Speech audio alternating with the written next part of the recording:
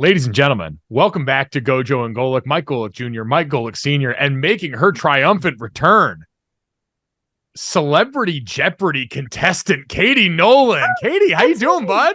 I'm so good. It's the day I've been counting down to for a while, my Celebrity Jeopardy day. So I am very, very excited and happy to be here with both of you, obviously. I'm very, very proud of you, Katie. Let me just say that right out of the gate, because there is no way I would take this challenge on. I would be scared to death. How nerve-wracking was this? It's very, very scary.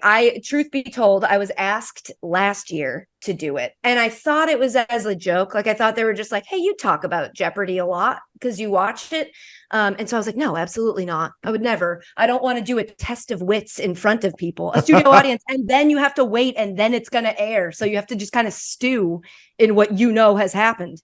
And then this year, I mean, I got up to a point this year where I was like, you just start giving yourself credit for things you've done. And I've watched Jeopardy every day for like the majority of my life.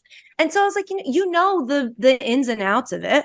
You get a lot of questions right at home. It's just going to be about believing in yourself and calming down when you're up there. Because, being on TV, you're like, oh, I feel like I have to, I don't know, it's just stressful. And so I figured it would be a good challenge for me to like, trust that I know something and just say it, because, some things in my career have kind of beaten into me that I don't know what I'm talking about. So then it's just like, believe in yourself, because most of the time you just doubt yourself. And so that's what I did. And to answer your question, it was very, very stressful.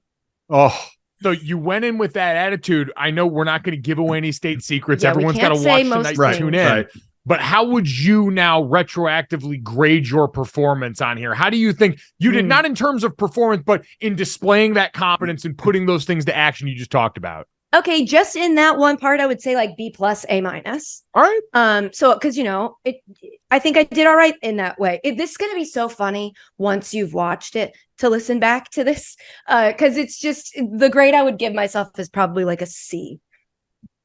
Honestly. Ooh. Oh, well, I mean it's a lot of people pass with C's. Yeah, that is true, but my mom would have grounded me. So that's the house I was raised in. A C was like, you are in trouble. Yeah, well, listen, to my son and Jake and Mike's brother Jake, a C was an A. So, life would be so different. So, but here's what's interesting, because you said, oh, I do well at this home. We all sit around at home and do this, Wheel of Fortune, all the different game shows, and you get it. You can't understand why the person on TV didn't get it. You might even say, you idiot. Yes, yes. And then once you've done it, you're like, Yeah, so Mike and I had Anthony Anderson on a while ago, and he's hosted game shows and been on game shows. And I asked him this same question I'm going to ask you is you sit at home and you get it right, but then you get there and there's the buzzer and you got to get the buzzer in. You got to answer in a split second. How you said you did well at home, just take it then to the studio and just how different it is. It's so different because you know what the game board looks like and you know what their podiums look like, but you don't really ever see, the first time you stepped on a TV set and you were like, oh my God, this is so much smaller than I imagined, or so much bigger than I imagined. So you're like trying to calibrate that and take in that I walked into that studio and I cried. I was mortified. My eyes filled up with tears because it's now named the Alex Trebek Studio. And he was like TV daddy to me. Yeah. And so just like walking in there and seeing it in person and then being like, you get to do this, I got like very emotional. So then luckily they take you to a green room and then you can calm yourself down. But then they take you out for like a rehearsal and to just teach you how to click. But that's when you're taking in all of the like, okay, so the host is going to be standing there. Okay, the audience is right there. This is how you barely get to practice the clicking. And then they're like, cool, we're rolling. Here we go. And you're just like, and so I think the first few, I had to I think a couple times you might catch me on camera because now I've been watching them back and they're doing the thing where they put the three of them on screen with the board. So they're always on camera. And I'm like, I didn't know we were doing that. I thought there were times I was off camera where I was probably being like, to calm myself down. And now I know it's going to be on the episode. But yeah, I just had to breathe and just be like, being freaked out's not going to help. being freaked out's not going to help. The thing I'm excited to see back is just like if any of the nervousness came across, or if like there were times where my brain just wandered. And then all of a sudden I was like, I have to come back. I'm in the middle of, it's a long game. This Celebrity Jeopardy now has triple Jeopardy. So it's 3 rounds. Right. It's a slog. And it's very stressful to like get your brain working like that. I have since read the things that people like actual Jeopardy, not Celebrity Jeopardy, which is a lot easier than regular Jeopardy, I think. I've read now like what real Jeopardy people say about like how to prepare. And they're like, you need to eat right before you go on. You should drink a cup of coffee right before you go on. And you need to practice the buzzer more than anything.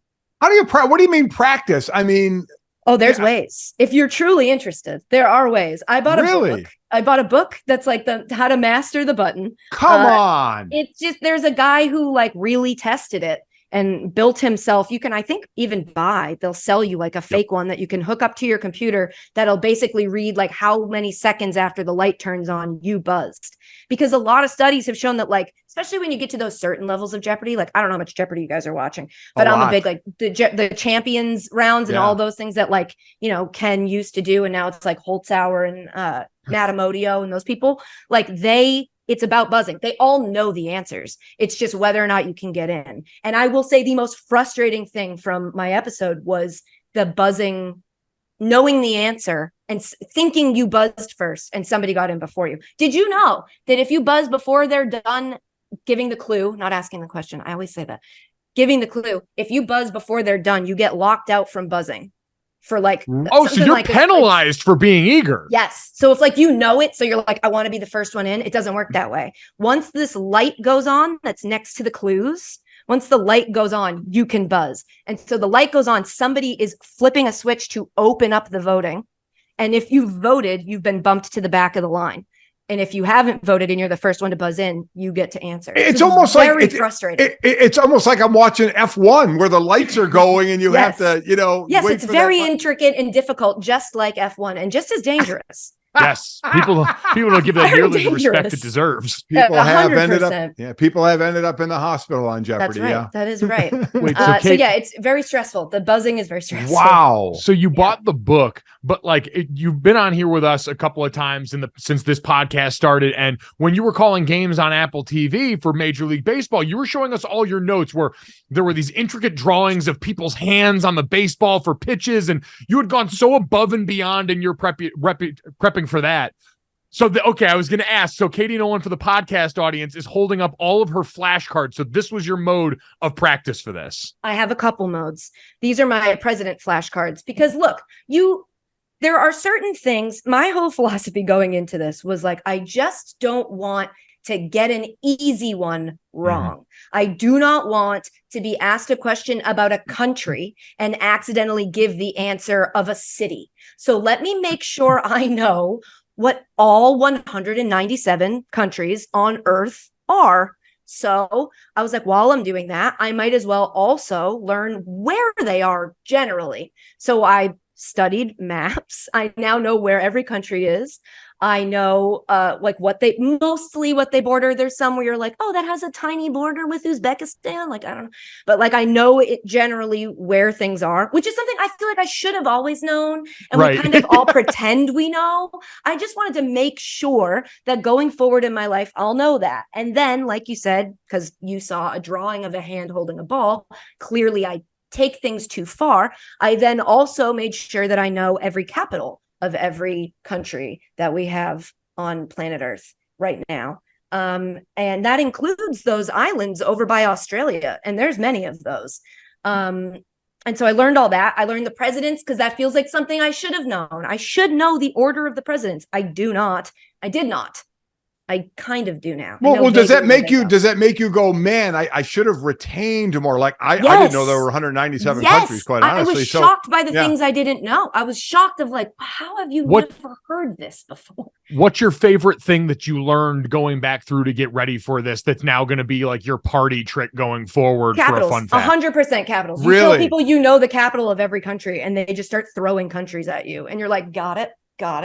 Got it. That's I'm afraid amazing. it's going to go. I'm afraid it's going to go, but there's this website called Sporkle. It's like a trivia website, and they have like fun quizzes and stuff that you can do that like reinforces your knowledge. And so every day I take a blank map of the world and I list the countries and their capitals just to make sure it sticks in there. That is amazing. But I wonder, do you think it's going to be like a test? When we took a test, we studied for the test, and when the test was over, we forgot everything. So you did this, and now it's all gone. I think it's going to be that if I don't keep reinforcing it every now and then. I feel like now that I'm older, weirdly enough, I used to always say, I get why they put us in school when we're younger, because your brain is more malleable. But like, I would care about it more now because I'm like interested now and curious now. And I like understand what I understand. And now I want to fill in the stuff where it goes so that I can like make it broaden my understanding, if that makes sense. Yeah. Whereas back then I was learning it for a test. And then I'm like, I'm never going to think about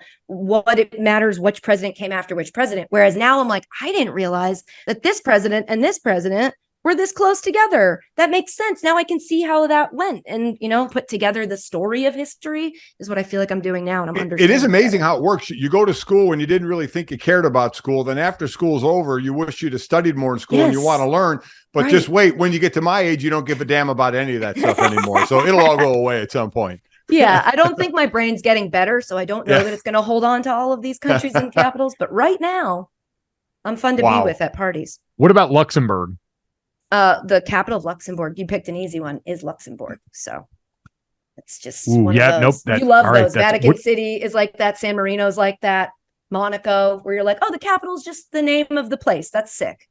I'm not even going to quiz you on that because I wouldn't even know where to start. I know I can say anything. But let me ask you this: is there I know you studied a lot for it, but is there a category that came up or that would have come up where you would have just been like, well, okay, I'm screwed on this one?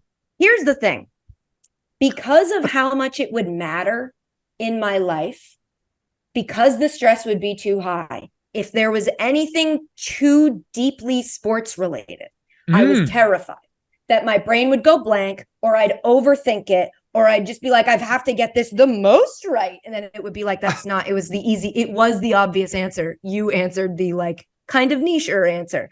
I was just afraid of how it would go because as a female sports fan who now works or did work in sports TV, whatever's happening with that, you are constantly being jeopardied about your knowledge. And it's like, if you get it even a little wrong, boom, we were right. She slept her way to the top. She has no business being here. There's just less wiggle room for me in getting something wrong. And that pressure alone, I think, would have got me talking myself out of answers that I absolutely should have gotten. That would have been my nightmare. I never thought about it that being a female sports fan or working in sports as a woman is actually the greatest training for being on Jeopardy known to mankind. Yes. You just have to know the answer to any question they may ask. And if you don't, you die as a sports fan. So that's been, now that I say it, is there training.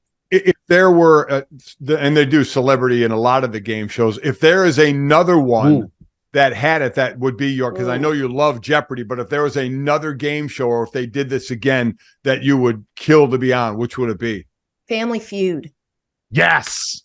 Then you have to rely on others, though. I know. See, here's the thing about you can put it off on others. And then but here's the thing about Family Feud, and I know our family. I know if the five of us were up there, and you know when somebody gives a dumb answer and they just all still say good answer, we'd probably get kicked off the show. Yeah, because it would probably be Sydney who would give an answer where we'd go, "What the hell did you just say?" I can just picture you all looking down the line like, "What?" Yeah, exactly. What?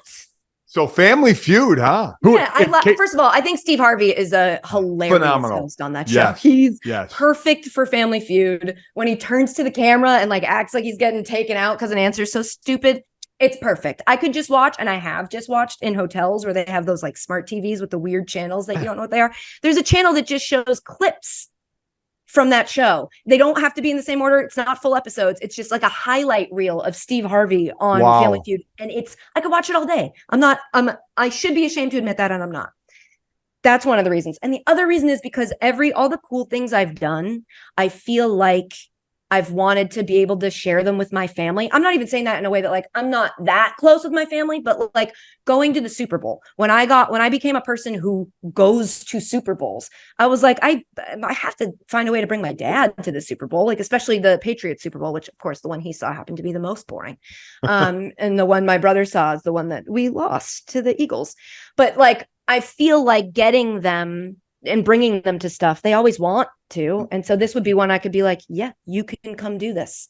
And then I can also, this in the same spirit of you saying that you wouldn't say good answer, because of the way my family is, when they don't do well, I can go, see, it's not that easy. You couldn't just do my job. Yeah. Because that is another one where you can buzz in whenever you want, but then you damn well you better have something to say. Better have something to say instead of just sitting there. Yeah. So, Katie, you brought up all the things that you've gotten to done in your career. Where does this rank? Oh, Jeopardy? Yeah. I'm close to number one. Wow. I'm close to number one. Just because this was like in its purest sense of the phrase, a dream come true. I watch Jeopardy all the time. It's like a cultural institution to me. It's like a respected TV institution that's been around.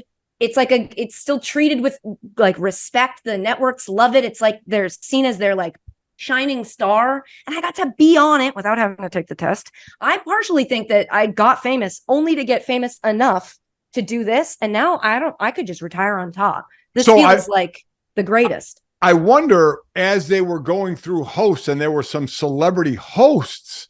Yeah, see, I'm not that celebrity. Here's the thing. I'm not celebrity enough for that. Well, that's what I was saying. Were you sitting there going, man, I could do better than that. I could host better than that. What if you had the chance to host Jeopardy? Now, see, here's the thing.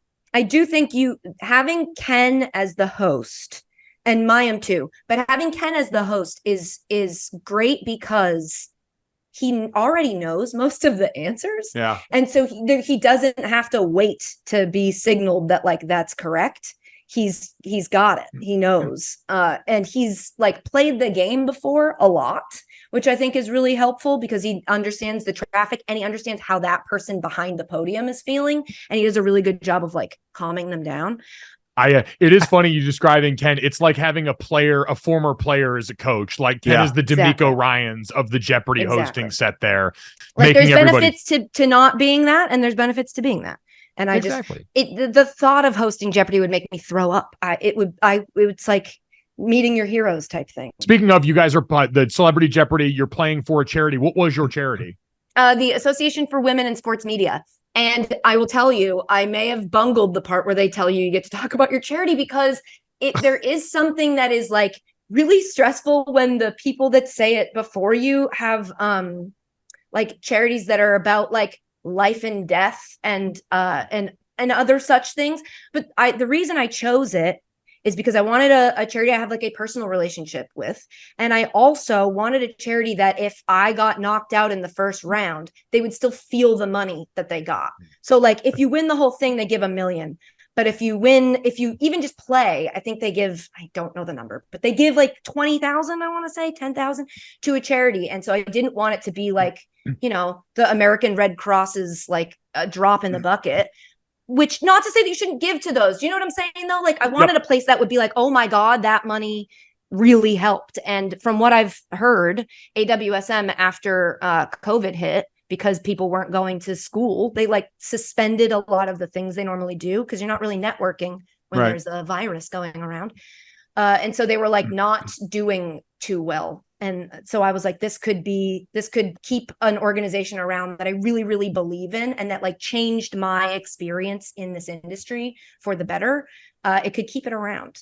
Well, Katie, beyond excited to get to check this out. For everyone that's watching this on Wednesday when it comes out on the show here, Katie's episode is coming out that night. For everyone who listens to it later, you'll hopefully have watched and get to hear this in the preamble to it. You nailed the lead up for American Women in Sports Media on this.